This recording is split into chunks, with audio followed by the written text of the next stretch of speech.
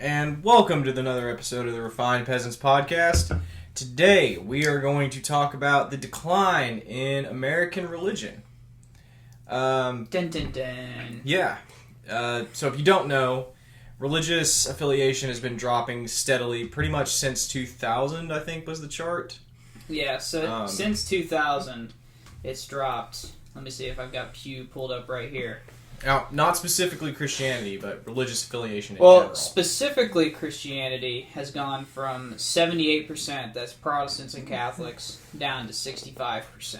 And then overall, it's dropped from, got that one from Gallup, from 73 to, no, that can't be right. Anyway, the Christian one is the one I'm more focused on anyway. Yeah, and the largest expanding group is non-affiliated or atheist or agnostic. Yeah. So I guess where do we want to start out, guys? Do we want to start out with why we think that's happening? Yep, it's all in millennials. So Garrett, why does your generation hate God? I don't. Well, okay. So let's start off personally. I don't hate God. It's not about your personal experience. Why does your generation as a whole hate God? Yeah. So I don't think my generation was brought up going to church as much as previous generations. Mm-hmm. I know I, for one, once we got out of catechism, we didn't go back. Mm-hmm. Like, our parents didn't force us to go to church. A lot of older generations did. Like, our grandfather drugged Dad and his brothers to church every Sunday. Mm-hmm. You know? And I think that's part of why. Well, there is a clear decline in, like, church membership, too. That's the other one I was going to mention. It's from, like 70% in 2000. I'll show the chart up from Gallup down to like 47%. Yeah. So well, because you don't have to be a member to go to a church. Right. So I'm a member of two. Well, the membership would be anyone who attends church more than once every 3 months. Okay, so that's what qualifies as membership. Yeah, not actually. Not being everyone's member. as structured as Lutherans. Well, no, we're very structured. My current church, members. My current church, me and Nicole are members. Oh well, a bunch of like the setup churches, like in the smaller towns, they just show up. Yeah, I guess that makes sense. 11 on Sundays. So yeah, membership isn't what it used to be, and it's really declined. And I do think it's our parents' generation that just didn't put as much emphasis on taking children to school. Now, of course, in our denomination, Lutherans, we're a stone's throw away from Catholic. Yeah, but a good stone. We do. Away. Not really that big. But pretty I would study the theology of that, I guess, but yeah. We ain't got to pay. Pretty decent difference. We ain't got to pay. Oh, yeah, we don't. Well. But anyway, so you think we just didn't go to church enough when we were kids? Yeah. Our generations didn't? Yeah, I don't think we were brought up in the faith as much as previous generations. Do you think it would have made a difference? I think so. Probably a little bit of a difference, but I think the decline would still be there. Yeah. So we'll get into that when I talk about. Well, I guess I'd talk about it now. One of the big problems, and what I think a lot of leading away from the church is a lot of the prosperity gospel that goes on.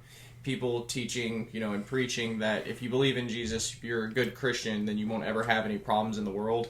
And I will tell you right now, nowhere in that book does it say that. Yeah, I'm not a prosperity gospel person, but I think that's low on the totem pole. Oh, so the reason I think that's it is because then if you get taught prosperity gospel, then you start experiencing hardship in your life. You're like, well, fuck.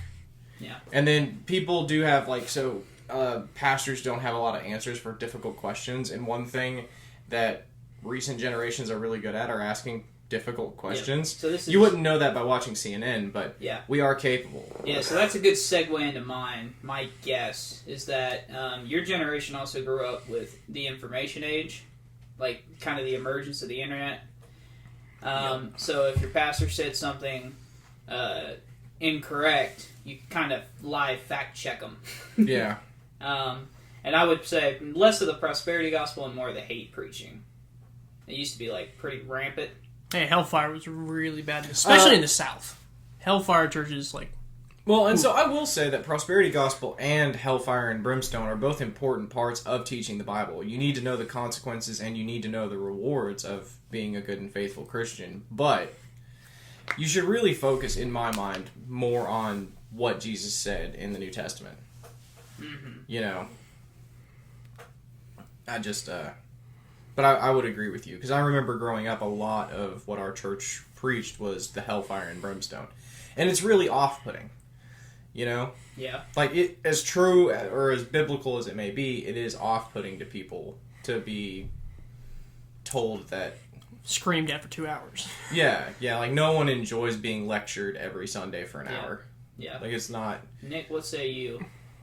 Like, personally, honestly, I think... Like, what do you think is causing, like, the generations to not believe in God or not go to church? One of the things is probably the hypocrisy you see with politicians. That's a good one. Like, they're getting told by politicians who's probably never read the Bible. Most who's using the Bible as a weapon. Like, you see politicians use the Bible as a weapon and then contradict themselves not 5 seconds later. It's like, okay, so like... Well, it's like Catholic priests saying homosexual is bad and then fucking the altar boy. Yeah, so it's like you see a politician like, thou shalt not kill, and then, advocates for a drone strike in a Middle Eastern country. Well, what the fuck? So I think these are two separate issues, because I think most people, if they're going to deal with hypocrisy, they're going to deal with the hypocrisy of the church, and then political affiliation. So the right wing is more... They at least act more religious. Associated with the religious. Yeah. So a lot of, especially like either millennials and the younger generation, I think they're just getting sick and tired of older people ramming it down their throat. Like, if you got the Bible rammed down your throat every day and you read it and you're like, well, it contradicts what you're saying, or what you think you're saying, and what you think it means. There's contradictions to you in the Bible. Okay. Not going to make this about the podcast. Like abortion. There's nowhere in the Bible that says abortion is wrong. Well, I actually just went over an Exodus chapter that says if you strike a pregnant woman, and it causes harm to the baby, then there's a blood guilt. So there's also a part in the Bible. No, it's just a fine, I thought. No, it's a blood guilt. It's a death guilt. So, but there's also a part. Are you sure? I just listened to it. I could be wrong. No, I'm pretty sure. I'm pretty sure if you kill a pregnant woman, it's just a fine. But if you kill a woman, it's death sentence. So there's a special part in the Bible where the Hebrews go to a village. They find all these women pregnant, and they ask Moses, "What do we do?" He says, "I'm going to go talk to God." He comes back. He said, "God told me to tell you to cut the babies out of the womb, and if the woman dies, she dies. If not, you can take her as a slave." That is how we're going to solve this solution. Old Testament God was... They also, smashed babies' heads against rocks, too. Yeah. Yeah. Were they Canaanites? No, they were... Why would that matter? No. They were following Moses. I'm curious of the context. They followed Moses. They listened to Moses. I don't know who they... Are we sure? Because I think I know the portion you're talking about, and I think they were one of the people who were already settled in they asked Moses the Promised Land. What they should do. See, that would make more sense to me, because God was very specific. When you come into here, you're going to have to kill everybody. Everybody. Yeah. Except the women. No, he told Saul, kill the women. No, he said, don't take them as slaves. If they slept with a man. So they took 12-year-olds. You're talking about in Numbers? Mm-hmm. Oh, yeah. So, there's a contradiction to what most people say, the Bible says abortion's wrong. Well, one, it never says that. And two, if anything, it says that if the woman dies, it's okay. If she doesn't, it's fine as well. Well, again, Old Testament Hebrews did not give a lot of rights to women. True. Well, the religious in general. Can you see how, if you're told... Protestants. Can you see, how, growing up, if you're told, the Bible says abortion is bad, and then you read that part, you're like, well, that's just abortion. You can see where it's like, why should I listen to you anymore? Because you clearly don't know what you're talking about. Or I'm not going to get into an abortion, because then we'll spend this entire podcast I'm not trying to, but my big... You are explicitly trying to. Well, I mean, could you see, you're getting lied to, basically? A more prevalent one was you'd have these anti-gay preachers, and then they get caught with a rent-a-boy. Well, yeah. And I get that. It's like a lot of hypocrisy in the church. Yeah. And there's also flat-out lies. Like the Catholics saying you have to pay to get out of purgatory. I think flat out religion has been tainted too much with just about everything. Organized religion definitely has. The hand of man has been in Look, the Catholic Church since when Peter was crucified. Just look at all the popes after Peter, and look at how many bad ones. Well, the first actual pope after Peter was several hundred years later, wasn't it? Like, they acknowledge Peter as the first pope, but he... Now, if you ask the Catholics, there's a clear line of popes. Okay. Does it begin... The legal one would probably be the one during Constantine. Yeah, it begins with Peter. There's Clement. I don't remember all of them. It's been a while.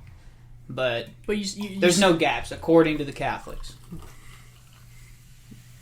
So there was a pope with no church then? Because it took several hundred years after Peter to build the Catholic Church. No. It was just illegal. Oh. So Constantine made it the national religion of Rome. Yeah, because he saw a cross in the sky and then won a battle. Yeah, something. I'm just saying a lifelong pagan was convinced enough that he converted the next day. Yeah. But...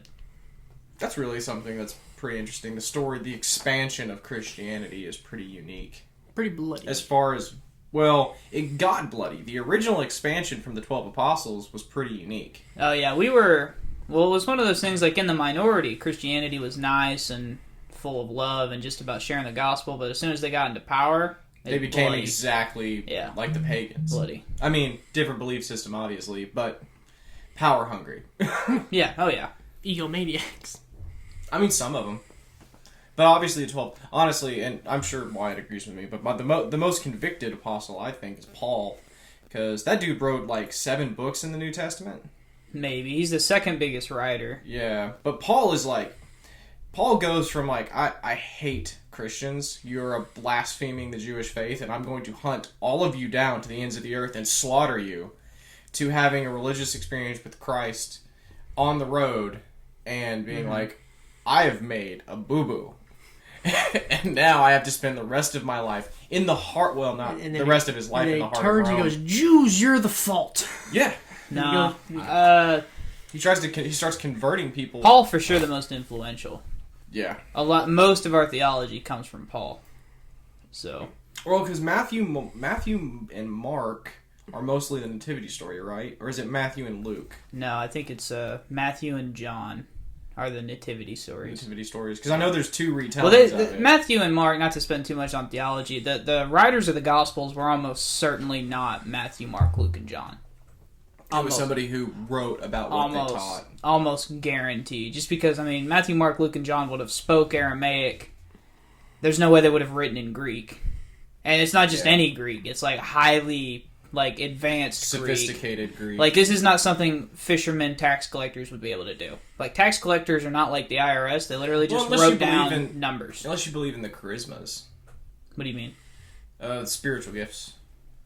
In Corinthians and... Like, learning how to magically write? Well, one of them. Speaking in tongues is one of them. So, like, when Paul is preaching to the Romans, he still speaks Aramaic, but they all understand it. Like, he gets the message through. I think he had a translator, too, though, didn't he? Because he found a young kid, and he's really... Timothy, maybe? Yeah, it is Timothy. Is it in Acts? It's probably in Acts if it's Timothy then. But anyway, getting a little too deep. I don't know. So, Nick, you're thinking it's hypocrisy of religious individuals. Yeah, I think especially the young kids, they're probably tired of getting stuff ran down their throat, and then when they look, they're like, "Well, you're wrong, actually," and then they get rammed more stuff down their throat. So just referring to abortion, like the Catholic Church is pretty firm on its stance and has been pretty firm on its stance for abortion for a very long time. Like, so you're looking at something, like, so you know that post you send me all the time when I'm arguing about vaccines, and you're like, honey, look, I found something that all the world's best experts must have missed. Yes. That's what you're saying about abortion. I'm saying the Catholic Church has been around for... But we've proven that the Catholic Church... But even the Catholic Church admits it's not biblical doctrine, it's like papal doctrine. Oh, okay. So, and we're not Catholic, so papal doctrine doesn't... Yeah, it doesn't mean anything to us. But Catholics are so against like anything like that. Like, they don't even agree with like GMOs, like seedless watermelons or seedless grapes. You're not supposed to eat seedless grapes if you're a Catholic. I don't know if y'all knew that. That doesn't make a lot of sense to me because it's not heavily enforced. But we're not supposed to eat like seafood Or lobster. Well, that's not us. That's Jewish doctrine. That's kosher. Both. I know we're not supposed to eat lobster. That's Old Testament. See, that's another thing where I get really convoluted. And one of my personal frustrations is, so Jesus specifically said, "I did not come to change Mosaic law. I became law. I am the personification of Mosaic law, and to add to it." So Christians who are like, we don't have to listen to like Leviticus and Deuteronomy laws or Mosaic laws. There's a reason the book has both. Yeah, like you should like Mosaic doctrine and maybe not papal doctrine, depending on your denomination. But we'll get into papal doctrine here in a minute. But like Christians should try to observe kosher eating, but we don't. Like it's just not part of the Christian besides religion. Messianic Jews, which are just Christians who believe in like the Jewish traditions, nobody bats an eye eating shrimp. Right. No, they're mostly pork or pig. Yeah. Yeah. Unless you're highly. I am a big bacon guy. I'm a picky eater, guys, on the podcast. But somehow he likes bacon. For the first 7 years of his life, if it wasn't dinosaur-shaped chicken nuggets, he would literally throw up. Yep. It was weird. But anyways, I was also a dick about it, so that may be it. It's not a huge deal to me. I mean, we are a secular country, but most of our country has been culturally Christian. So how does it change our culture knowing that we're not going to be Christian majority much longer? Much longer as in over the next 50 years of our lifetimes. Well, so I don't really know that that's going to be the case. At least in the religious circles I run in, people are already talking revival. Billy Graham's son is already going on tour. Of course, with Billy Graham's son, my teacher in my men's class was talking about how I don't think that's going to draw new Christians, but I think he's like what it might do is take the old Billy Graham Christians and reinvigorate them to evangelize. Mm-hmm. So I don't know how possible a revival type situation is nowadays. I hope it's possible. I would love to see a Christian revival, even at the numbers we're at. 71% Christian affiliation's not terrible. I would prefer to see 100%. I believe it's 61. 61? Yeah. Oh, 65. I'm sorry. That's right. You've corrected me a couple times on that. So either way, 65% is still a pretty good majority. That's enough to get a bill passed through the Senate. Right. But I would like to see 100% Christian affiliation. That's never going to happen in America because we've got people from all over the world. I don't know how possible the revival is now. And if it is going to be a revival, you're going to have to make it a revival for the modern age. You're going to have charismatic pastors on YouTube. Good luck getting a pastor preaching actual biblical doctrine to not get banned. One, it's not going to be monetized at least, right? Why would it be demonetized? Well, preaching against TOS? I don't know. It's not terms of preaching biblical doctrine. So if you say homosexuality is a sin. Oh, gotcha. There's just different views that are socially, people are well, not socially, but terms of service on YouTube will not allow. Mm-hmm. Hate speech. So it's what's going to fall under is hate speech. Gotcha. So, and I don't think there's anything wrong with saying homosexuality is a sin. I mean, lots of things are a sin. Yeah, I think it's the priorities. It was a low priority in the Bible. Yeah. So most smaller sins are low priority. Theft is a big one, but if you steal a candy bar, that's not exactly stealing a herd of cattle from your neighbor. You know what I'm saying? The theft that's really big is when you start stealing neighbor's sheep. Yeah, you steal their livelihood. Yeah. And that's actually a good, because these are all nomads and shepherds at the time. It's like in Texas, it's still you could be put to death if you steal someone's horse. Because way back when, if you stole a horse, that person died. Yeah, I was about to say, how the fuck else are you going to get across Texas? That's a big state of desert. So there's a big difference between taking someone's entire flock of sheep to where now they're hungry and dying, and taking a candy bar at 7-Eleven. Big difference. But both are wrong. Both are wrong. One is a little worse. A lot worse. One leads to the killing of a whole family. Yeah. But I don't know that Christians can adapt. And Christians have historically adapted really well. I was going to say, they're going to adapt, but it's going to be... The problem is, are they going to adapt in what I would deem a negative way? So you already see churches... There's already churches who are look, I don't think homosexuality is a sin. I was like, then you're ignoring doctrine. Like, you can't just ignore what's written in the Bible. Now, you can tell people, like, you don't have to go... Like, so, people commit sins every day. Straight people, gay people... Yeah, you can be... It's okay to be gay. It's just it's a sin. Yeah, no, it's what's driving people away in that area is the hypocrisy there. Because the homosexuality, like, at best, is under 10 times condemned in the Bible. Like, greed is easily one of the most... Like, greed, Well, Christ envy. himself... Christ never... I don't even know that Christ mentions homosexuality. That's how low on his priority list it was. Greed. Because Christ was mostly focused on, y'all got to stop focusing on money. Like, yeah. You can't serve two masters. But historically, theology has kind of swayed back and forth and back and forth. It used to not even be based upon the Bible. Like, the Catholic Church early on, it was mostly mass. It was just worship. It wasn't, there was not a whole lot of theology based into the religion as far as, like, the common practice goes. I have another big gripe that I'm going to go ahead and get into. Who's that preacher down in Texas? Joel Osteen. I don't hate many people. Or at least I'm trying to do better about hating as many people. He's the prosperity gospel guy, I right? hate megachurch. Yeah. I hate megachurches. And didn't open his home to those people who were flooded out, like, or not. He didn't open his church. Yeah, because that might be something Christ would do. Yeah. I hate megachurches in general. I hate Life Church. I hate Joel Osteen's church. The only megachurch that I could kind of get behind was Billy Graham's, and that's because Billy Graham probably not. No.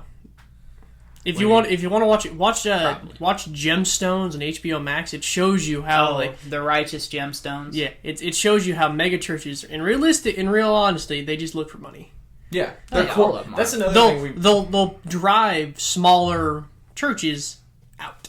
Yeah, and then you're the only church in town. They'll take the whole congregation, and it's like, well, now we have all the money. I think Joel Osteen used to be where the Houston Rockets used to play basketball. He bought it out, and that's where now he does his services. An old arena that holds, like, I don't know, thousands of people. I can't stand that guy, though. I don't know. No, I don't like him either. He's up there on the hate list. I just hate those kind of churches. His flock is probably keeping those numbers up. You know what I'm saying? So, the problem is, like, to me, you're blatantly lying to people. Like, and there's another reason you're why also people just greed. Yeah. Like, again, if Joel Osteen embodies everything we've talked about so far. He's a hypocrite. Yeah. He's a liar. Yeah. And I just can't, like, I can't fathom, because I hear Joel Osteen speak, and I'm like, not even, there's no religious experience for me in hearing him speak. When I listen to my pastor's passionate. And he's a Baptist, so he's real handsy. Well, no, that's the Catholics. He is a Baptist. They're more likely. Jazz hands. I just can't, I can't get behind it, and it's there's no passion behind it. Well, I just don't buy the whole prosperity gospel thing. I mean, period. Well, Andrew Clavin's got a really good point on it. He's like, because he says about prosperity gospel, he's like, you guys do realize the first guy to come start teaching this stuff, they hung up on a cross, right? Like, the world's not going to accept you for taking what he teaches and espousing it. Right. So what do we do? Try to get the numbers back up. Because me personally, first of all, do we need the numbers back up? I would like to see the numbers back up. Yes. I actually don't think so. Well, go ahead and tell us why then. So if you read, everyone knows the Book of Revelations. Does anyone know the actual number of how many people are supposed to go in the rapture? The Bible doesn't say. It's actually, the Bible's pretty fuzzy on whether or not the rapture occurs. So rapture theology is only like 100 years old. Mm-hmm. So it's probably the estimate. They're thinking it's like 166,000 at it. That's it. No, that's not. No, you're wrong. It's 144,000 are. I know. I may not know my whole Bible. I know Revelations. The 144,000 you're talking about. You don't think I know? How dare you insult me like that? I'm just saying. I do. I'm saying nobody knows. To be fair, no, I know the book. Oh, okay. I don't know that. Yeah. Anyway, go ahead. The 144,000 you're referring to, that's the Jews that are converted by the two witnesses during the end times. That's not how many people are raptured. Those the rapture, according to most people who believe in the rapture, happens prior to the tribulation. or the tribulation. Mm-hmm. The tribulation is rapture theology's fuzzy. Like the only people who believe in it are Protestant Americans. Yeah. Like even like Protestants everywhere else. And there are even some Protestants who don't think anyone's getting saved after yes, the rapture. even that it's supposed to be a very low number. Anyway, but you don't think we do need it? I'm more likely it's not my job to save anybody. That's true. That job's already been done. So like, there's nothing I could say to convince a person about religion. I can't say anything that will convince them. But you should still try. Like, look, if most of the I don't try to swim up a waterfall because I know it's not going to work. You should still try. Now imagine if Paul had that same attitude. Yeah, he would have gotten literally nowhere because he started out in Judea. Like, you know what I'm saying? Like it's just, he killed all the people who did want to listen to him. I am almost certain that he got told no a lot more times than he got told yes. Okay, if someone came up to you with a different religion and then starts spouting their religion, are you even going to listen? But that's not how you should do it. In my own personal opinion, I've taken, like, I want to evangelize by being an example. Like, and people, so The problem is that we've had pretty awful examples in the church. Oh, we have, especially absolutely. Recently. Like in the 90s, Gary, you were a kid. I wasn't even born yet. But like Ted Haggard was a big I don't know who Ted Haggard is. You don't, because he's been kicked out mostly. Because no one wants to brag about him anymore. But he used to be, like, the face of, like, Southern Baptists. He used to hold, like, the SBC, the Southern Baptist. Did he get caught fucking guys? Yes. Yeah, oh yeah. Rented boys. Oh yeah. And children. And, yep. So everyone kind of told that movement to go shove it. Because the face. I'm not saying Christians ever You know do what I'm anything saying? wrong, or no one ever hides behind their religious faith to gain I'm saying, but he killed the image of, even if what he's saying, a moral Christian. yeah, even if what he was saying was right, which I don't know necessarily that it was, but I'm just saying that, like, it just killed the branding. I mean, look at the Westboro Baptist Church. Yeah, that's a good example. And that's in the any news. church that preaches hate is not following Jesus' gospel. Well, I think that's the biggest ones, man. Yeah, they're the ones you most predominantly see.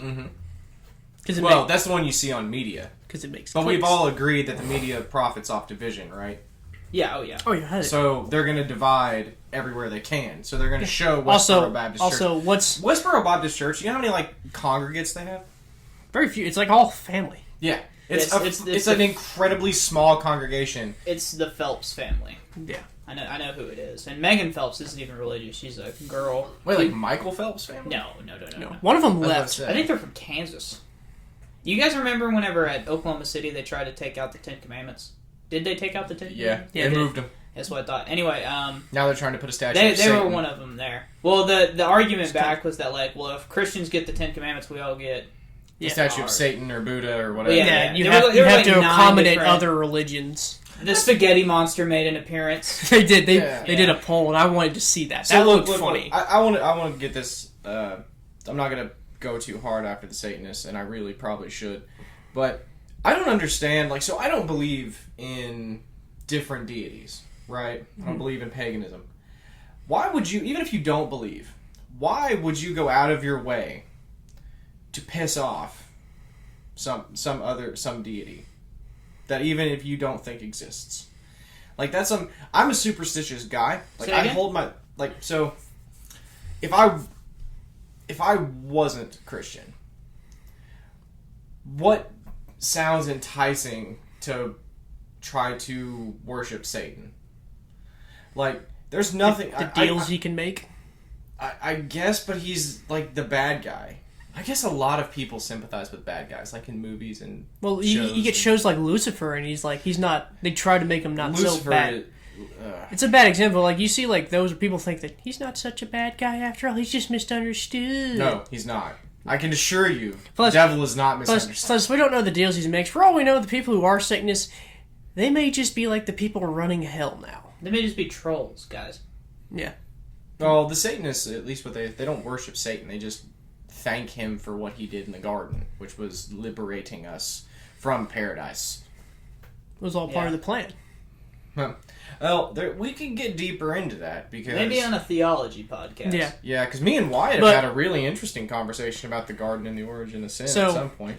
So so to go on especially the statues that they're making, I kind of see that if you're gonna put a Christian statue up, you have to also accommodate other religions. Well, we do exist in a secular state, and no offense, it's kind of like when California let them paint a George Floyd mural without permission, they made it public to where they didn't have to have a permit to paint it. Mm-hmm. Well, now that is a public square. Anyone can paint there now. So you can paint Blue Lives Matter. Yes. Oh, please! Is that what they did? Yes. Right? So after they painted it, they had to take down the mural, but the Supreme Court said no. For however long that George Floyd mural was up, people are allowed to paint and keep it up just as long. But no, not a day more, not a day less. Nah, fair. So they did the Cops Lives Matter. They got spray painted. Kind of getting into that, will we see more stuff I get the 10 Commandments, it's just a statue, honestly, who cares? But will we see more stuff like that, Christian foundations? I feel like they're going to try. What do you mean? So, culturally, we're going to be moving away, for sure. But what would that mean necessarily? So I would argue with the basis of that. I don't think we don't have to move away from Christianity. Oh, we don't have to, but it's happening. It's not up to me, Yeah, those decisions are above my pay grade. I'm just saying that's... Yeah. We as a society are making that decision as a whole, and we're moving in the way of less religion. Especially culturally. At least we did a sex podcast, Garrett.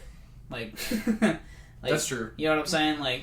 We have to discuss everything wrong with American sex culture.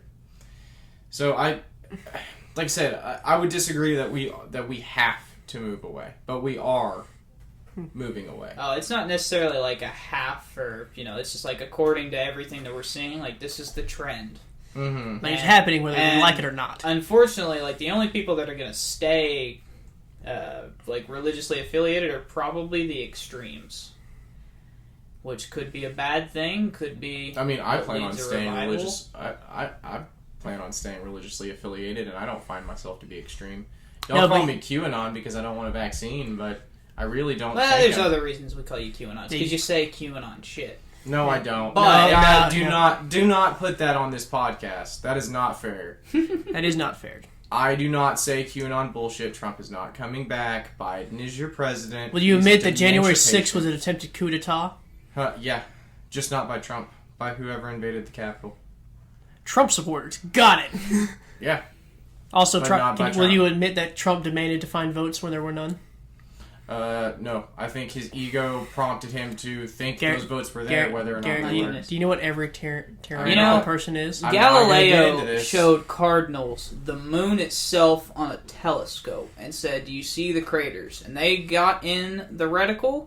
They walked back and they said, "I see no craters." I'm not a Trump worshiper. I don't think he was an angel. I would rather not see him run in 2024. He demanded to find votes. Okay. Yeah, I don't care. Speaking don't. This is actually a decent segue. God damn. I think so sick of it.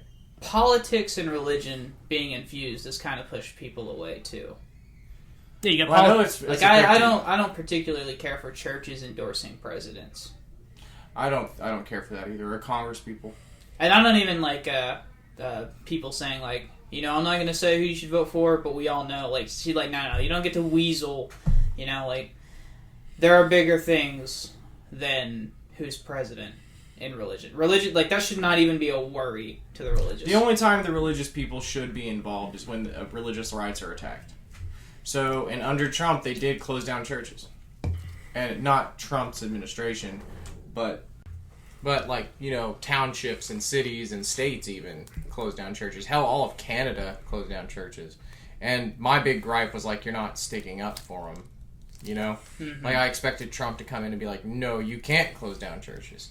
And I think the Supreme Court did end up ruling you can't close down specifically a church if you're going to let other businesses be open.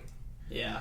I know a bunch of the biggest problem they ran into was in New York with the synagogues and in Dearborn, Michigan with the mosque.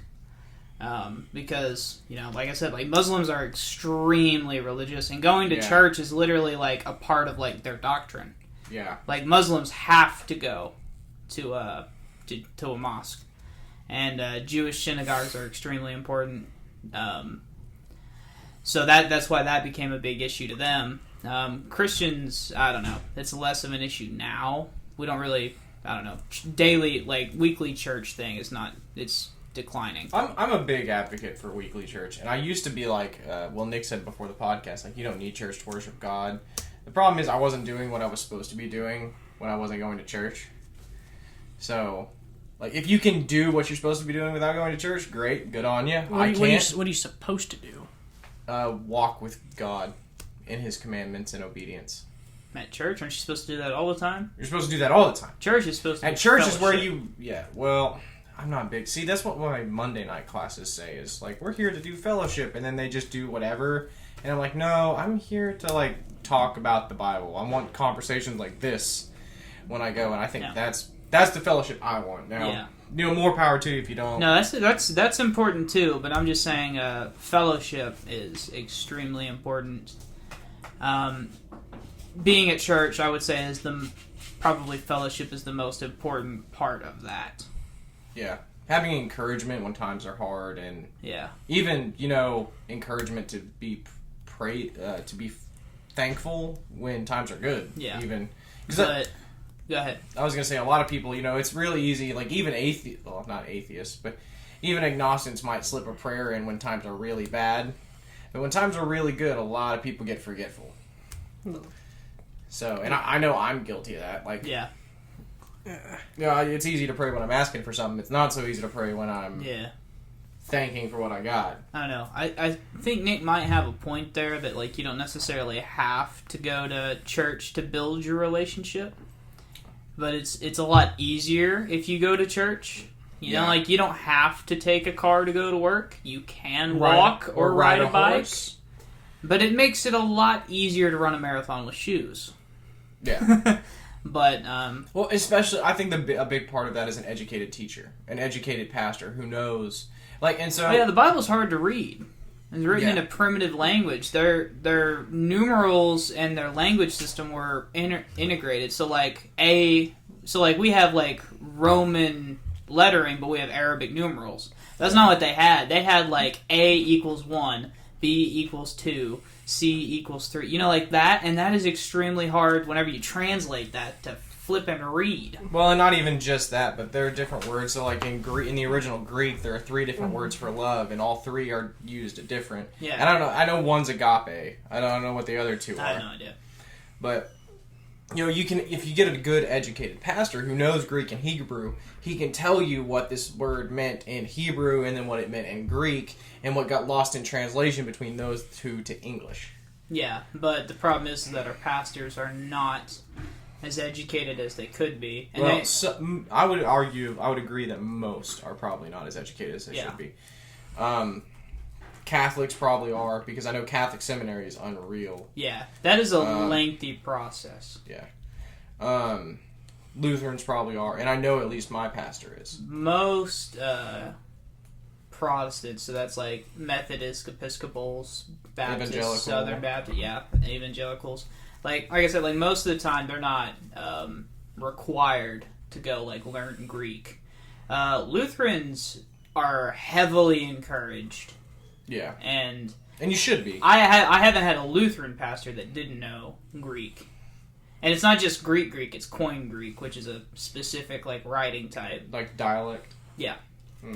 It's like for the period. It's sort of like we know English, but we don't know like Shakespearean English. Oh, yeah, you know thy, thou, King James version. When English. to use thy versus, you know what I'm saying? Yeah. Like, but so hang on, back to the original point. I think that religious institutions can only be involved in politics when it involves matters of religious freedom.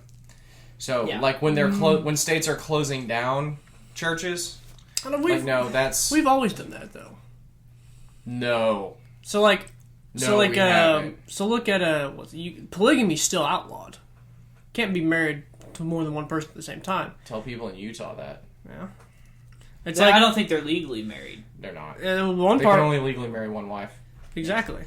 So it's like we hinder that, and that's part of their religion is marrying more than one person. There used to be a religion where like you would get bit by a rattlesnake. Yeah, that's not outlawing their church service though. Like we also forbid animal sacrifice. That's true. We do forbid animal sacrifice. So, like, we've done it before. No, that's not the same as closing down a worship center, though. We do restrict a lot of religious practices. We do. Yeah. Like, so you also can't circumcise women in the United States. Yeah. Which, if you don't know what a circumcision for women is, so I'm pretty sure most men listening to this podcast are probably circumcised. That might be a bold assumption, but odds At least are you the don't. American ones. Yeah, you probably don't have a foreskin, okay? Because it's trendy and You don't have a little hood. it's just a real sleek look. It's really going to catch on. That was a year one joke. Jack Black. Anyway, female circumcision is they cut your clit off. Yeah. So imagine, like, if male circumcision cut the tip of your dick off. It's not. It's barbaric, and honestly, there's no biblical reason for it other than sex isn't supposed to have pleasure in Islam. Yeah. And true Orthodox Christianity, your sex isn't supposed to be pleasure. It's all supposed to be about breeding. So that's why they do female circumcisions, to prevent women from enjoying sex. I thought people didn't believe women had orgasms. No, that's just a problem That's you just, have. Yeah. Oh. Yeah. But You just can't give them to women because your dick's not big enough to reach That's the why. G-spot. That's why most people turn gay. They can't find the clit. What are you turning gay? yeah. $20. I'm coming on to hard times. Anyway, Literally. so we do. I'm not saying we don't put restrictions on religious practices, especially barbaric religious practices.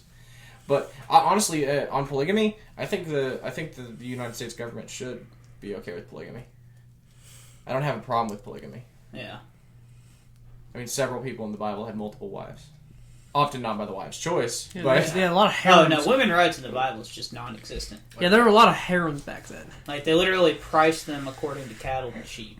that's only women they were. That's only women that were sold. Women did get Which a is a lot of dowry. them. Yeah, which is quite a few. The of them. majority of them. Well, no, the ones mentioned by name weren't sold. Because they're named. All two of them. Rebecca, Lot's wife, never got named. Not a lot of women named in the Bible. Rachel And didn't Mary. get sold. Rachel did get sold Yeah. for 7 years of labor. Yeah, Didn't? I was gonna say, 14 she's years of sold labor. as- 14 years of rape. But that's There's legislation in the Bible about how to sell your daughter. You know what I'm saying? Like, That is true. but you can't sell your son. What Tell they did? Joseph I was gonna that. say what they did to Joseph was illegal according to Mosaic law, and he's lucky they didn't kill him. well, that was before Moses, though. God's plan. Anyway, Genesis is a deep book, man. Like, I just reread Genesis because I'm now into Exodus, and it goes all the way from Adam to Joseph. yeah. Like, and it's like, holy crap, this is dense. Like, you've covered what is likely in reality a couple thousand years, and I just get, oh, Yeah. good lord. But yeah, I don't like politics and religion. There's also how the Bible gets a little muddy. You're covering thousands of years into a chapter. Think about it like that. That's really only Genesis and Exodus. Not even really Exodus, because after Exodus it goes straight from Moses to Well, there's Joshua. the entire Old New Testament gap. It's like 1,200 years. No, from Daniel to yeah. Matthew. Yeah, Matthew, Mark, Luke, John. Well, Jesus. So. I'm saying, like Yeah. the times of Jesus. Like That's you got a solid like once the Romans 400 came and in, something years, like 433 years, I think, before Jesus. But I don't know. I just because I don't know the hypocrisy and the picking and choosing what parts of the Bible you like and don't like. It's like it would just be best. And I will admit this: like I was so glad during like the Trump-Hillary debates, we did not ever have to hear what role does the Bible play in your life as president or whatever. Like we didn't have to hear that bull crap because we both knew that neither one of them were religious. Mm-hmm. It's like thank God, and we didn't hear it in the last debates either. It's the first time. So, but I would like to elect a Christian president, but I can also see that politicians would manipulate that. Oh, No, I mean, like if you don't think politicians have, I'm not arguing that. I'm just saying I would like a practicing Christians. yeah. Well, Mike Pence may run. Yeah. And what's his chances of winning? Depends on if fucking zero. Don't you sit here and bold-faced lie to me. if Donald doesn't run, you think he could beat? I think he could beat DeSantis. Mike Pence? Yeah. No. He's too mild-mannered because he's a practicing Christian. Yeah, he's a humble man. Jimmy Carter was a practicing Christian. Most American presidents were practicing Christians. All. Well, Abe Lincoln was an atheist. For a while. We don't know about... Well, so was Jefferson. Yeah, Jefferson for sure. Jefferson was at least agnostic. Washington, maybe. Adams, we wouldn't consider Adams Christian, but he would consider himself Christian. He didn't believe in the divinity of Jesus. Go watch the Founding Well, Fathers that's not podcast. Christian. Yeah. Like, Well, that's a lot of presidents. A lot of founders. Who understood. The first, hardcore evangelical we've probably got is Andrew Jackson. Yeah. And he's 8? Is he 8? Is that what he is? I don't know. Whatever president he is. He's after, Quincy Adams? Yeah. He gets Whatever fucked. president he is. But most of our presidents have been, pretty decently religious evangelicals. they've been deists. Well, you're talking most after. Yeah, so, modern After presidents... After revival. Yeah, Which would have been about Lincoln. Modern presidents would be considered, Carter on. It's basically whoever's, alive. That's air quotes modern. So, Carter, Sunday school teacher from the South. Reagan, evangelical Christian. Herbert Walker Bush, evangelical Christian. Bill Clinton. We're just going to go ahead and take a... We don't know on that one. He's a deist. Not practicing He likes Christian. Jews. Yeah. Bush, young Bush, evangelical Christian. Obama. He said he believed. We don't really know. Trump, probably. I don't know. Yeah. Probably not. At least not practicing. He Same at as Bill least Clinton. Yeah. Same as Bill It's Clinton. kind of like you can't fuck porn stars while you're married To a pregnant woman. and still be a practice. Well, okay, so you can, because you can sin while you're a practicing Christian, but you kind like And they did in the Bible. They had sex slaves in the you Bible. have to try not to is the thing, and there ain't no way Trump was trying not to. Like, I do not understand the evangelical support for him. I really don't. Like, I understand a lot of different supports for Trump. I do not understand an evangelical. It makes no sense to me. Like, George Bush is literally an evangelical Christian, and he comes not anywhere close to the amount of love that Trump gets. Yeah. Like, when you have, mainstream, evangelicals saying that, no, Jesus stepped down from the right hand of the Father, and Trump now sits at the right hand. Like, that is... What are we doing? That is... We have a problem. Yeah. Like, personally, so I'm not for Burn the heretics. I'm not for burning heretics anymore, but if you say that Trump literally sits on the right hand of the Father, I will personally light you on fire. Yeah. And the fact that God hasn't done that yet is just an extension of His mercy and grace, because I would hang you in the town square. God ain't paying attention. God's a lot bigger than Trump. But God's not paying attention. Anyway. See, I don't believe that. I think God is paying attention. No, God is asleep on the couch with the TV on, and every now and then he'll fix the static. But one day he's going to get sick and tired. He's going to turn the TV off, and he's going to take his favorite characters with him. And that's it.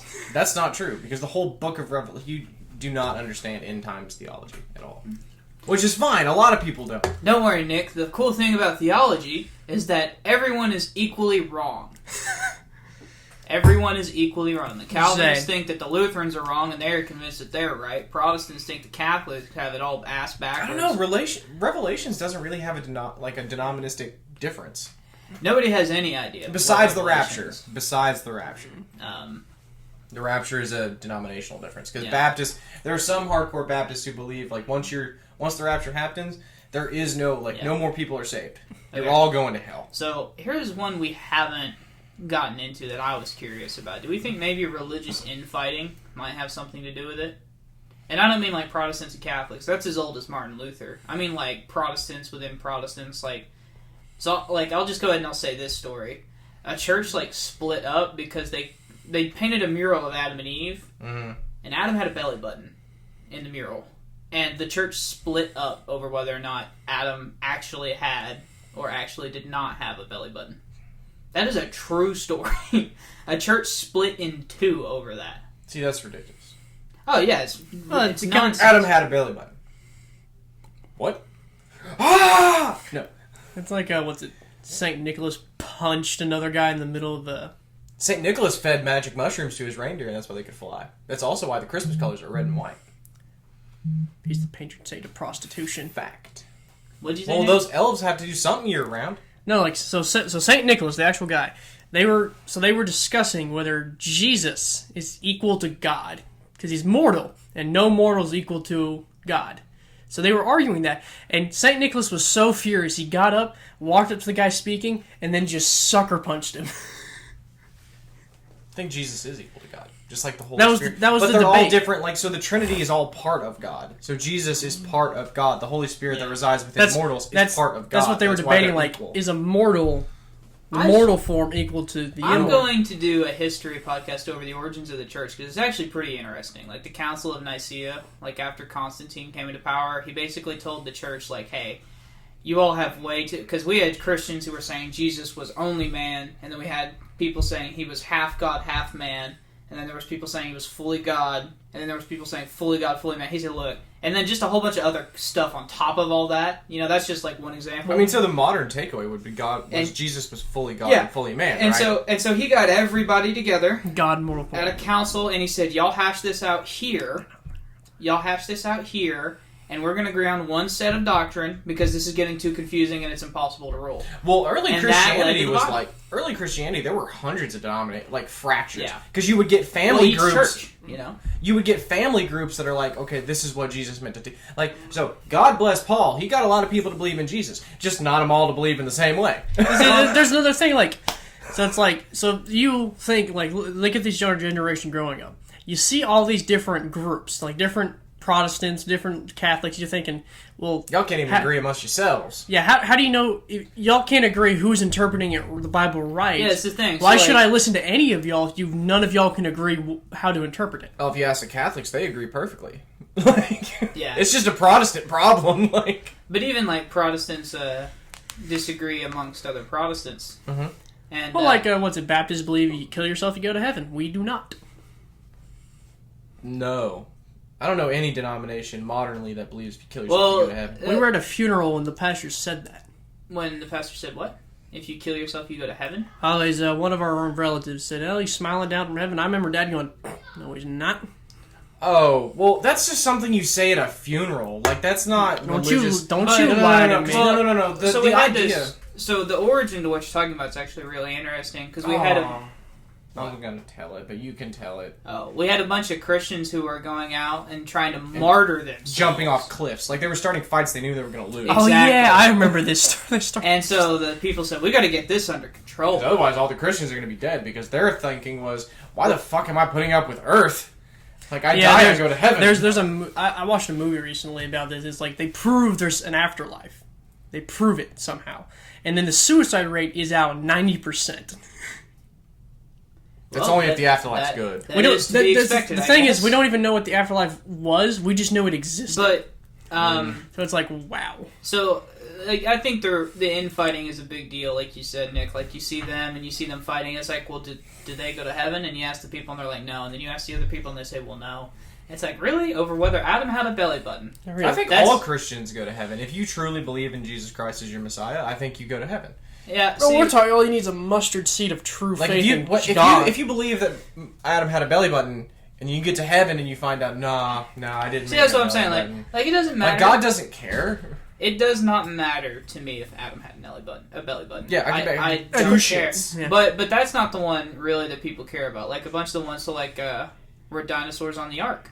Like that's a big one for a lot of cultural. Dinosaurs are not on the ark. No, definitely not. But a bunch of people still believe it. You know what I'm saying?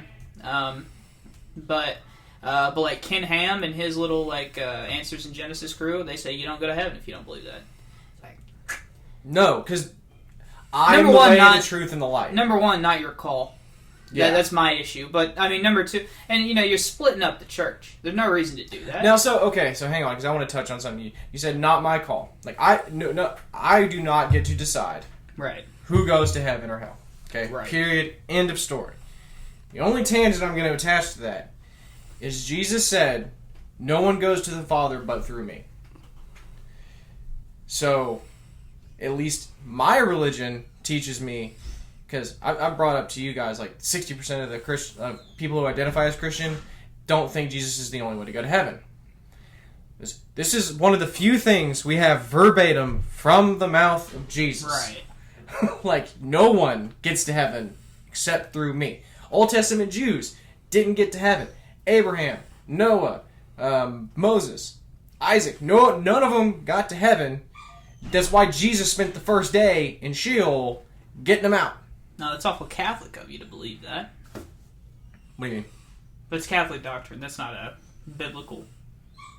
Well, yeah, no. Jesus never says he spends his first day in hell. The Lutherans believe that too. Well, we're not like full Protestants.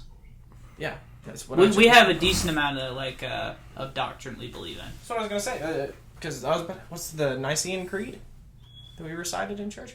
Yeah, and it's the Apostles' Creed. Oh, the Apostles' Creed. Okay. The Nicene Creed's important too. Anyway.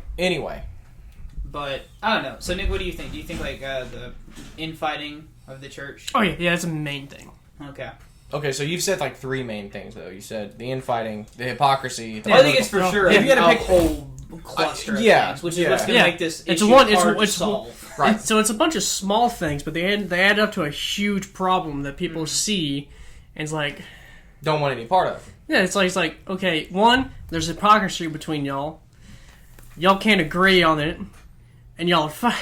And the negatives get exacerbated. Not saying like again, you find a Catholic priest fucking an altar boy. And the other thing, that's bad. No one gets yelled at. They're not even that. It's not even the bad part. So like if the Catholics owned it and kicked them out and threw them in jail, that's one thing. But the Catholics were like routinely moving them around. They still out of country sometimes, like that, and then all this gets like, oh, you got caught fucking some boys. Well, don't worry, we're gonna move you to South America. All expenses paid. Don't worry. Like it was sad. You're going on a missionary trip. Whee! Yeah. So, you seen the South Park episode? Yeah. Like, but it's sad. They had to choose the current pope they had based on the only dude who wasn't involved in smuggling bad bishops. Are you serious? Yeah, like Pope Francis was basically the only one that the cardinals could figure out. They were like, okay, he most definitely did not do We this. don't think he fucked boys. Yeah. We might be wrong though. Even if we are wrong, we'll lie to you about it and just move him to South America. I think that's where he's from. Right? I was about to say Francis is from. Yeah, I don't know which. Because he's the first non-European pope, I think, at least in a while. Maybe I have no idea. Because he was a cardinal of South America, I do know that. Yeah, but so I guess. Are we going to try to wrap this up? Yeah. So, what do you guys think individually that you would like to see more in the church? Nick, we'll start with you. Especially with the Protestants, if they could get, stop fighting and agree on some things. Oh, that won't happen. Well, the Bible specifically says to stop fighting amongst yourselves. Yeah, that's like, what especially the whole book of Acts is about, man. Yeah, like quit fighting over petty bullshit. Like the important part is Jesus is Christ. Like you. That's the main thing, and some of the hypocrisy that you see. I would agree with you there. Mm-hmm. So what would you like to see the church? So you would like to see but let's talk about a positive action instead of a negative action. So what would you like to see the church do as opposed to stop doing? I don't know if you could really do anything to convince people. Maybe practice what you preach. Yeah. There you go. How about instead of pocketing most of that money, how about instead we spend a lot of that? And I don't know who picks the names for types of worship, but worship in church is called corporate worship. That seems like a horrible. That's horrible. Like I was going over that in my Monday class where we're doing videos on different kinds of worship, and they call it corporate worship, and I'm like, I'm pretty devout Christian, and that turns me off. Like, yeah, corporations have gotten a pretty negative connotation, as they should, based. Yes, but yeah, I would like to. Oh, one thing before we get into this, do we think that churches will end up paying taxes? No. In our lifetime? Never. Okay. I don't think so. Not just Christian churches. So we've actually, me and a buddy of mine at work, who's pretty liberal. Scum. No. Commie. He's a good guy. No, liberals are scum. We just disagree. Commie. Well, we've talked about it, and he said, well, we could tax churches and promote, a better welfare state, which obviously I'm against. But just to entertain the idea... I was like, well, you can't just tax churches. You would have to tax all 501c3 charities. Yeah. Like, period. And he's like, well, I don't want to tax Planned Parenthood because they're technically a 501c3. And I'm like, okay, look, if you're not going to tax Planned Parenthood, you don't have me on board. They should also pay taxes. Like, separate issue, but they should also pay taxes. Yeah. Aside from religious institutions. You shouldn't, I don't know. I think what he was saying, though, is that, like, we should take away the religious exemption. So, like, churches would have to pay taxes. But churches would qualify as a 501c3. As long as... Would Joel Osteen count? No. Joel Osteen should pay taxes. Joel Osteen should pay taxes. And honestly, I could even get behind, if you're going to remove tax exemptions for 501c3s, I could get behind that. Give unto Caesar what is Caesar's. Give unto God what is God's. Oh yeah, paying taxes is biblical. Yeah. I mean, even the Romans and Jews did not like hearing it because they were hoping Jesus would come and like, nah, fuck them Romans. And he's like, no, go pay your taxes.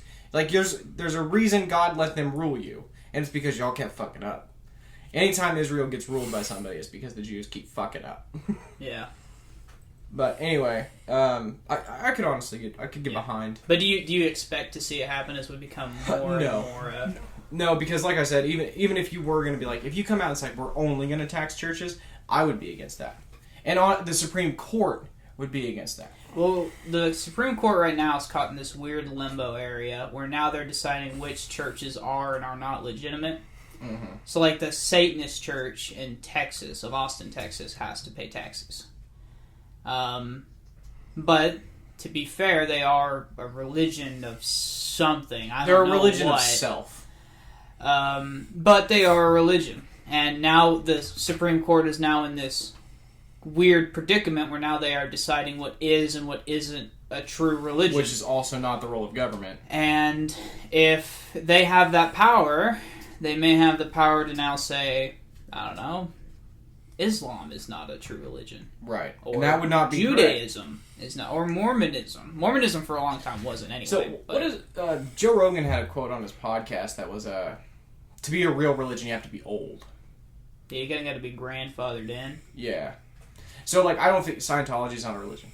One, it's almost completely affirmed. And see, that's the part I was going to get into next. Like, I'm okay with religion paying taxes just for a lot of people are in it just for the money. Mm-hmm. And if you took out that incentive, like, yeah, it may hurt, like, some smaller churches, but it will, like, it's not supposed to be about the money anyway, man. Look, and, some of the most devout Christian evangelicals are the Church of Latter-day Saints, which are the Mormons. And, more props to you. But some of what you talk about is heresy, and you're getting the stuff from your gospel from a guy who read it out of a hat. Yeah, no, it's not even that. Like plenty of people do plenty of churches do plenty of good work, like mission trips, especially small churches. Yeah, but a lot more. They're not going to as much be affected by this because they're operating on smaller margins anyway, so they're not going to be taxed as high. But the bigger churches need to pay taxes. Mm-hmm. Well, in one, so like Joel, another, you're gonna hear me bitch a lot about Joel Osteen, but so one of the most famous quotes from Jesus is, "It's easier for a camel to get through the eye of a needle than for a rich man to get into heaven," which is where Catholics get their vow of poverty from. So if you're a preacher, you're supposed to live an impoverished life. You're supposed to depend entirely on your congregation for your sustenance. And that goes all the way back to Exodus. The priests from the Levite tribe all depend on your donation, on your tithe, to survive. And nothing more, nothing less. Right? Mm-hmm. So these preachers, if you see a preacher living with him and his wife in a 3-story mansion, and a private jet, there's something wrong. Okay? That's a personal opinion. I think it's backed by biblical tradition and biblical teaching. But whatever, make your own decision. I just don't trust rich pastors. Yeah, I don't trust rich people in general. Yeah. But, yeah. What was the question before this? I don't even remember. It was, what would you like to see? Like, I want a positive action. Yeah, what would you like to see? I would like to see, and this may not be what's needed for a revival. I think it is, though. I would like to see a rededication to actual biblical teaching. So, like, you could come along and say, like, look, homosexuality is a sin. But we are all sinners in our own way. Even straight people sin. Mm-hmm. Gay people sin differently. Everyone sins differently. but we are all equally forgiven. Yeah. And that's what I would like to see. I would like to see the churches really focus on, like, look, just because we call something a sin, which is, part of this is the media's fault, is when a church calls something a sin, they're saying, well, you're morally corrupt, and da-da-da-da. And that is part of what sin is, but you are also forgiven. Okay, I'm just gonna level with you. There was a pastor in the 90s that, like, was visiting Bill Clinton at the White House, and he said that we should stone homosexuals. This is not the media on that one. See, that's Old Testament law, though. There's a It's the face of evangelicals, though. Yeah, and You that's know what bad. I'm saying? Like, this is, like, that's, like, Jesus, the media showing that is the least of the problems. Well, we saw how the arguments with the Pope. What do you mean? So the Pope said, like, gays get into heaven. Yeah, gays do get into heaven if they Look truly how worship much the Christ. Yeah, try saying that to, to a like- bunch of Baptists, though. Look at how much the Catholics wanted to kill them. Not necessarily Baptists, but evangelicals. No, and we say I Baptist. get it. Oklahoma's a very Baptist state, so. We are, and I'm not saying the church has never done anything wrong either. The church is run by men. Men are infinitely flawed. That's why we need Christ. Mm-hmm. And Women. So. the Crusades, probably not a great idea, especially because it wasn't the Christians' fight. Yeah, no. That was the Jews and the Muslims' fight. Like, Jesus is everywhere, Jew and Gentile alike. Yeah. I don't know. So the bone I have to pick is that I feel like the church has become a lot more exclusive. Like a lot more like, if you don't practice this, then you cannot come to our church. See, and that's not at all how it should be. And that's no. So Send to me, you're tired, you're weary, you're yeah. I mean, Jesus came to heal everyone. the sick, But there's an interesting story. So Gandhi, we all know who Gandhi is, right? Yes. Yeah, he's Indian, and Red Dot Indian. yeah, and Customer he service. And demonetized. he's British Indian too. Right. He Colonial yeah. Britain, English. yeah. So he visits, England, and he goes to this big famous church in London, and they won't let him in because he's not Christian, right? He's not Anglican. And I just wish I could have been around back then to slap with my dick the face of that pastor. You're absolutely Because right. could you imagine if Gandhi goes into this church, receives Christ, and goes back to India?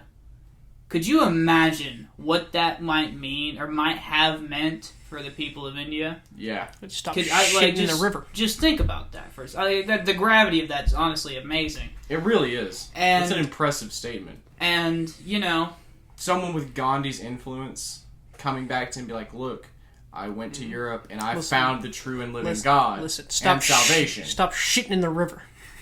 Well, no, I don't think Jesus would care where you crap. That's a... Anyway. God, but I'm God just is saying, not like- India. like I wish, and we saw God is everywhere. we see that with a bunch of different people, like the belly button. It's like, nope, you can't come to this church because you don't believe in like Reformed theology. We're a Calvinist only church, or like we're a Lutherans only church. It's like, no, this is horrible doctrine. I would like to see a more You should invite... inclusive. You should invite everybody and welcome everybody When I say into everybody, your church. I mean like crack addicts. I mean, Yep. yeah, like they may like homeless. It's like, yeah, that's the kind of people God came to save. He didn't hang around the Pharisees, Like, explicitly didn't do that. Yeah. Anyway, but that would be like what I would like to see. So Nick, what might convince you? Because I feel like our generation is going to be even harder to get into the church than Garrett's. At least in my opinion, with the social media stuff taking over our lives. Well, and so I do think another big problem, and I didn't really get into this, but the truth of God is hard to stomach.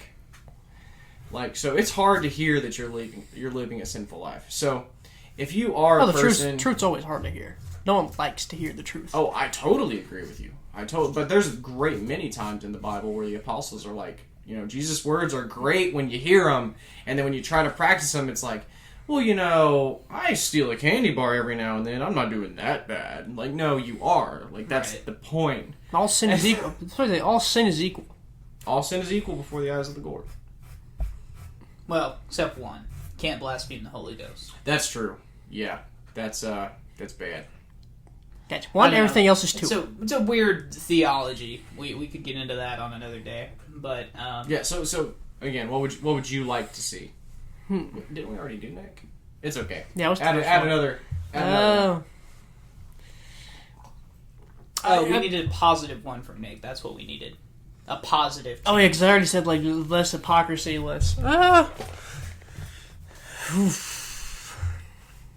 Better pastors.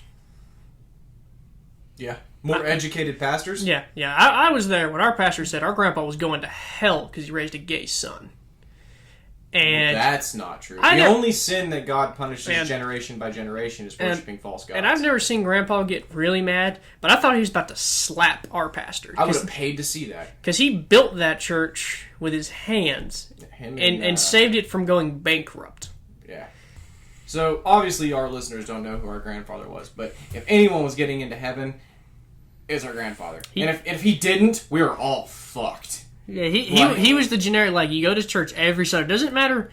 He told, this dude went to church. He told our dad and our uncles, like, you can party on Saturday, but you're going to be up for Sunday church. No matter if you're going to dress nice, you're going to go to church. Yeah. And you can deal with your hangover afterwards. Yeah, basically the moral of the story is if he didn't get in, narrow is the way, let me tell you. Yes. But, and this was, to be quite honest, I know you guys don't remember as much as I do, but this was the most morally straight-arrowed person I'd ever met. Yeah. And honestly, the most generous and caring person I've ever met. Him and Grandma, like, Grandpa would have given me the shirt off his back if I'd have sold it to do cocaine.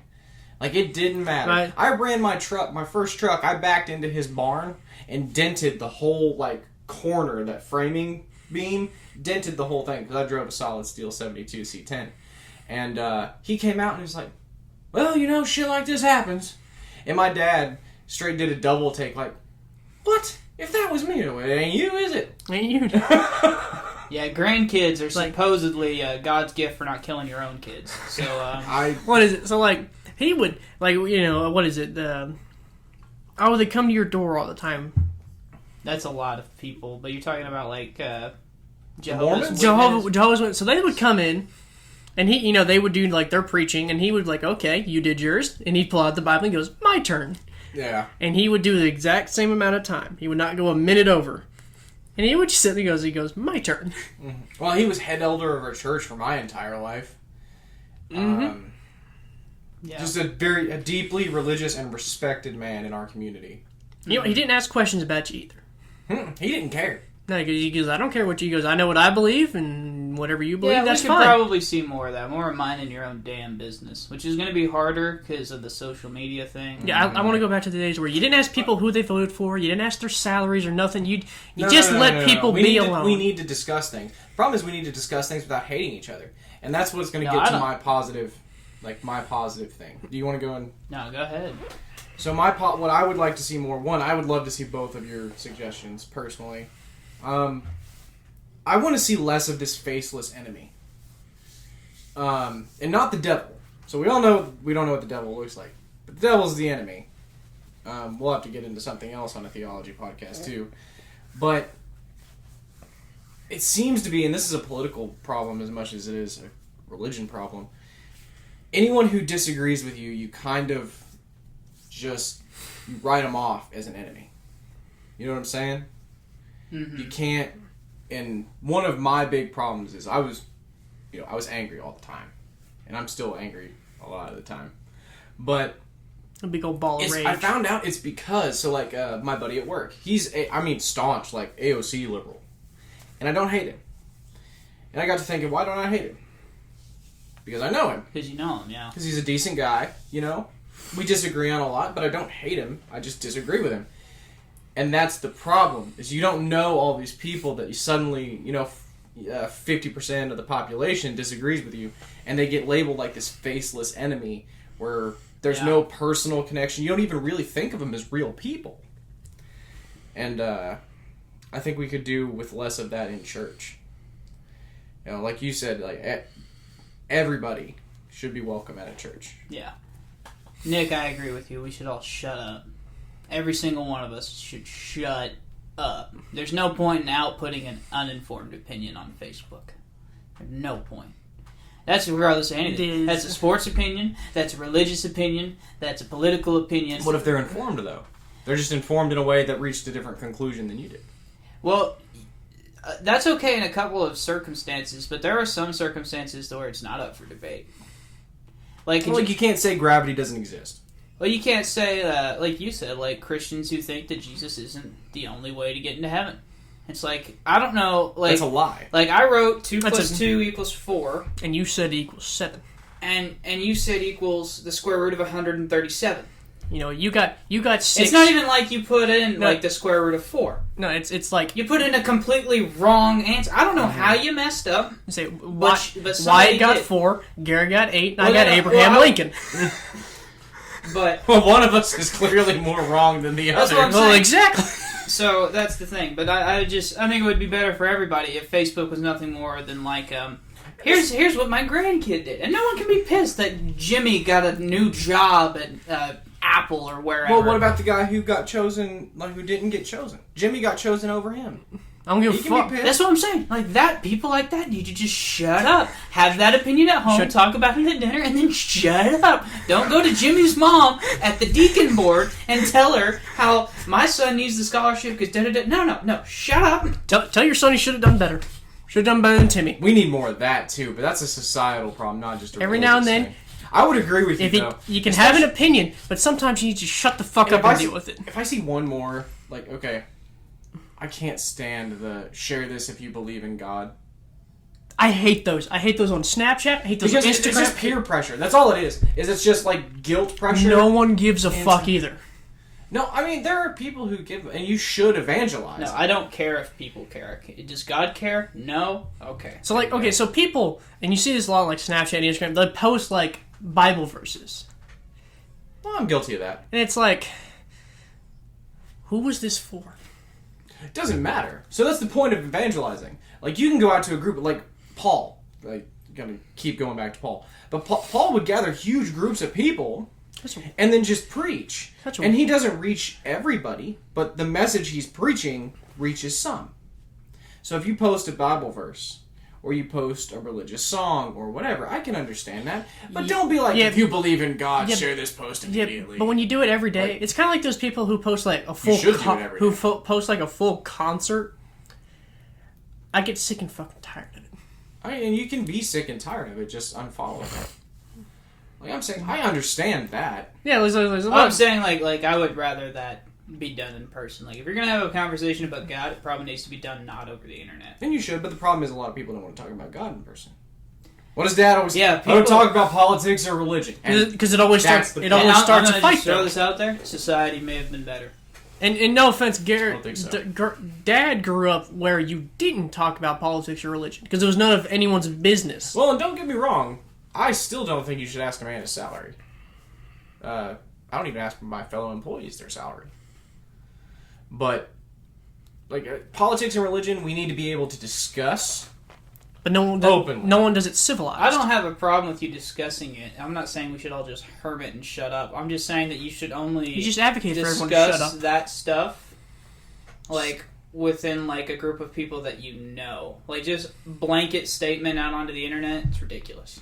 Yeah, so when you're fighting in a Facebook comment section, nothing's getting done. Well, you shouldn't be fighting in Facebook comments. But that's all it is. Not only are you not changing anyone's mind, but you're just stirring up outrage, and, like, what's the point in that?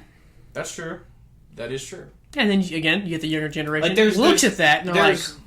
There's no benefit, is what I'm saying. Like, they're literally... You're not changing anyone's mind, and you just made a bunch of people pissed off.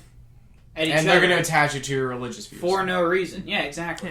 I could see that. Like I said, I don't really have any problems if you want to post biblical verses. I've got 4 Bible verses tattooed on me.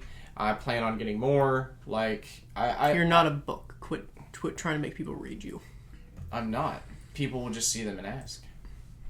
But I don't have a problem with tattoos. Go ahead. I like tattoos. Yes, I lost it. Yes, it's gone. Yes. I'm so sorry. Okay. I hate. I'm sorry. It's my fault, Gary. It's all right. We're wrapping up anyway. So, hell, if you ask some people, tattoos mean you go to hell. Yeah, those people are ridiculous.